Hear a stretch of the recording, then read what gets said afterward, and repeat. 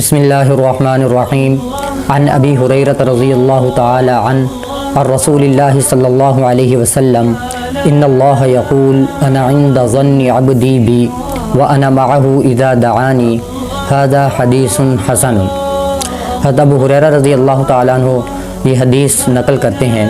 حضور اکرم صلی اللہ علیہ وسلم نے ارشاد فرمایا کہ اللہ رب العزت فرماتے ہیں کہ میں اپنے بندے کے ساتھ ویسا ہی ہو جاتا ہوں جیسا کہ وہ میرے ساتھ گمان رکھتا ہے۔ اللہ بندے سے وہی معاملہ فرماتے ہیں جو وہ اللہ سے توقع رکھتا ہے۔ اگر خیر کی توقع رکھے تو اللہ رب العزت سے خیر ملتی ہے، اگر وہ مغفرت کی توقع رکھے تو اللہ رب العزت سے اسے مغفرت ملتی ہے۔ ایک اور حدیث پاک کے اندر آتا ہے، اللہ رب العزت نے فرمایا کہ اگر میرا بندہ مجھے دل میں یاد کرتا ہے تو میں بھی اسے دل میں یاد کرتا ہوں، اگر وہ میری طرف ایک ہاتھ آتا ہے تو میں اس کی طرف دو ہاتھ آتا ہوں، اگر وہ میری طرف چل کے آتا ہے تو میں اس کی طرف دوڑ کر آتا ہوں۔ یعنی اس کے اندر اللہ رب العزت کی رحمت اور مغفرت کا تذکرہ ہے کہ اگر انسان اللہ رب العزت کی رحمت حاصل کرنے کے لیے ایک قدم چلتا ہے تو اللہ رب العزت جو ہے وہ رحمت اور مغفرت دینے کے لیے اس کی طرف دوڑ پڑتے ہیں۔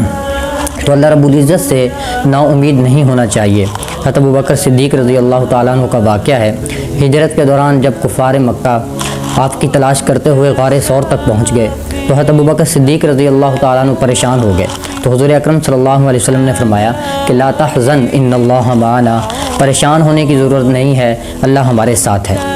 اسی طرح حضرت عمر رضی اللہ تعالیٰ عنہ فرماتے ہیں ان اللہ یقبل توبۃ العبد ما لم یغرغر، کہ اللہ رب العزت انسان کی توبہ اس وقت تک قبول کرتے ہیں جب تک کہ اس کی جان حلق میں نہ آ جائے۔ تو انسان سے گناہ ہو جاتے ہیں، خطا ہو جاتی ہے، تو اللہ رب العزت سے جو ہے وہ امید رکھنی چاہیے اور اللہ سے مغفرت مانگتے رہنا چاہیے۔ اسی طرح حضرت عمر فاروق رضی اللہ تعالیٰ عنہ فرماتے ہیں کہ اگر آسمان سے ایک منادی یہ اعلان کرے کہ تمام لوگ جنت میں جائیں گے سوائے ایک کے، تو مجھے یہ خوف ہوگا کہ کہیں وہ ایک میں نہ ہوں۔ اور پھر فرماتے ہیں کہ اگر آسمان سے یہ منادی اعلان کرے کہ تمام لوگ جہنم میں جائیں گے صرف ایک جنت میں جائے گا، تو مجھے امید ہے کہ وہ میں ہی ہوں گا۔ تو اللہ رب العزت سے امید بھی ہونی چاہیے اور اللہ رب العزت کا جو ڈر ہے وہ بھی ہمارے اندر ہونا چاہیے۔ توبہ اور نیک اعمال کے ذریعے سے حسن ظن کا عملی مظاہرہ کرتے رہنا چاہیے۔ حضرت حسن بصری رحمہ اللہ فرماتے ہیں کہ مومن اپنے رب سے حسن ظن رکھتا ہے، اس لیے نیکی کی طاق میں لگا رہتا ہے، اور جو گناہ گار ہے وہ بدگمانی رکھنے کے باعث جو ہے وہ بدعمالیوں میں گرا رہتا ہے۔ تو پہلی قوم کے واقعات احادیث میں ملتے ہیں جو اللہ پر حسن ظن رکھنے اور اس کی رحمت پر بھروسہ رکھنے کی بہترین مثالیں ہیں۔ مسلم شریف کی روایت ہے، بنی اسرائیل کا ایک شخص تھا تو اس نے 99 قتل کیے، تو ایک دل کے اندر اس کے خوف پیدا ہوا، وہ ایک بندے کے پاس گیا جو راہب تھا، عبادت گزار تھا، تو اس سے پوچھا کہ میں نے اس طرح 99 قتل کر لیے، میں اب اللہ سے معافی مانگنا چاہتا ہوں، تو کیا میری بخشش ہو جائے گی؟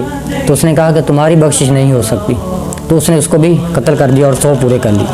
پھر ایک اور اللہ والے کے پاس گیا اور وہاں اس سے پوچھا کہ میں نے ایسا ایسا کیا ہوا ہے کہ اللہ مجھے معاف کر دیں گے؟ تو اس نے کہا کہ اللہ سے امید رکھنی چاہیے، توبہ کا دروازہ جو ہے وہ ابھی بند نہیں ہوا، تو تم ایسا کرو کہ نیک لوگوں کی بستی میں جاؤ اور نیک لوگوں کے پاس بیٹھو۔ تو حدیث پاک کے اندر آتا ہے کہ جب وہ سچے دل کے ساتھ نکلا تو راستے میں اس کی موت آ گئی، تو اللہ نے فرشتوں کو حکم دیا کہ اس کی جو نیت تھی وہ مجھ سے اچھی تھی، اس نے جو گمان کیا ہوا تھا وہ یہ تھا کہ اللہ میری توبہ قبول کر لیں گے، لہٰذا اس کو جنت میں بھیج دو۔ اسی طرح مسلم شریف کی ایک روایت ہے، بنی اسرائیل کے اندر 2 بھائی تھے، ایک گناہ گار تھا اور ایک عبادت گزار تھا۔ تو جو عبادت گزار تھا وہ اپنے بھائی کو سمجھاتا تھا، لیکن وہ بھائی سمجھتا نہیں تھا، تو ایک دن غصے میں آ کر اس نے کہا کہ اللہ تجھے کبھی بھی معاف نہیں کرے گا۔ تو اللہ رب العزت کو بہت غصہ آیا، تو اللہ نے فرمایا کہ تم کون ہوتے ہو یہ فیصلہ کرنے والے کہ کس کو میں معاف کروں کس کو نہ معاف کروں؟ تو فرمایا کہ میں نے گناہ گار کی بخشش کر دی اور تمہارے جو ہے وہ تمہاری عبادت ساری کی ساری ضائع ہو گئی۔ تو اللہ پر حسن ظن رکھنے والا جو ہے وہ کبھی میں محروم نہیں ہوتا۔ سچی توبہ کر لینے سے اللہ رب العزت جو ہے وہ گناہوں کو معاف فرما دیتے ہیں۔ قرآن پاک کے اندر اللہ رب العزت نے ارشاد فرمایا وَمَن يَعْمَلْ مِنَ الصَّالِحَاتِ وَهُوَ مُؤْمِنٌ فَلَا يَخَافُ ظُلْمًا وَلَا حَظْمًا، کہ جو آدمی نیک اعمال کرتا ہے اور ایمان لاتا ہے، نیک اعمال کرتا ہے، تو پھر اسے ظلم کا یا نا انصافی کا پھر خوف نہیں ہونا چاہیے۔ اسی طرح حضور اکرم صلی اللہ علیہ وسلم نے فرمایا کہ العاجز من اتبع نفسہ ہواہا، کہ نادان ہے وہ شخص جو خواہشات کی پیروی کرتا ہے، وتمنا علی اللہ، اور پھر اللہ سے امیدیں رکھتا ہے کہ اللہ مجھے بخش دیں گے۔